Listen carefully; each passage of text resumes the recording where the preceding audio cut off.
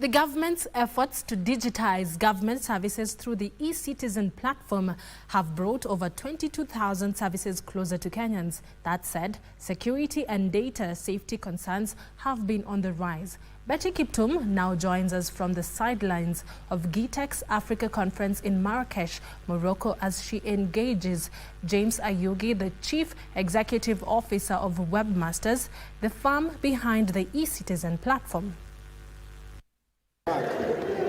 The digitization of government services in Kenya has enabled Kenyan citizens to access now over 22,000 services on the eCitizen platform more conveniently in the comfort of their homes or wherever they are.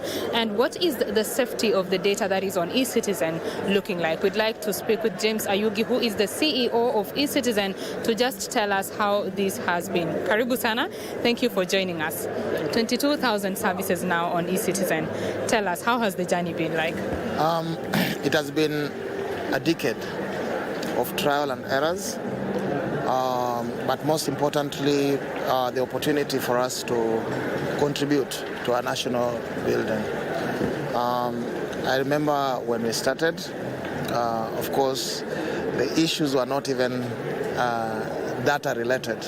We are happy that people are now discussing how secure is my data. The issue those days used to just be, how can I access government services? How can I pay for government services? But now, when it comes to the data that has been collected, different government departments are the ones who are holding this data. We are just the engineers, the developers, the service providers. We don't handle any citizen-related data.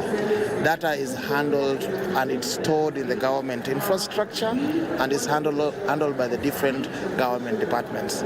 So there are shared services, which is the single sign-on and payments. Those are the only shared services. And when it comes to payments is controlled by the National Treasury. Assuring Kenyans that their data is safe. Data is safe, and it has always been safe. And the government, in my opinion, has its own models of managing citizen data since independence. So we are not dealing with any data, and it is wrong for some individual to create fear where there is none. Who benefits from the 50 shillings that Kenyans pay for these services? The biggest beneficiary of the 50 shillings is the Kenyan citizens. How so? Of course, they are getting services. They are getting services and they are okay. Actually, most Kenyans don't complain. This money is collected by the government. The government is the collector of the 50 shillings, is the one who administers it. Just the way a road levy and other levies is the government who is the collector and decides how they are going to disseminate it. We are only vendors, and how we get paid is stipulated in our contract. We are dreamers, and we believe with the help of Kenyans and the government, it is possible for us to be a tech exporter.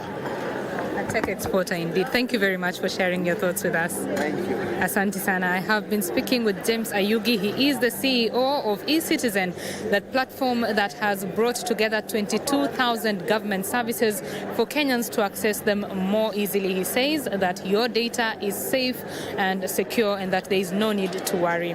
That is it from GITEX Africa in Marrakech, Morocco. My name is Betty Kiptum. Enjoy the rest of your viewing. Bye-bye.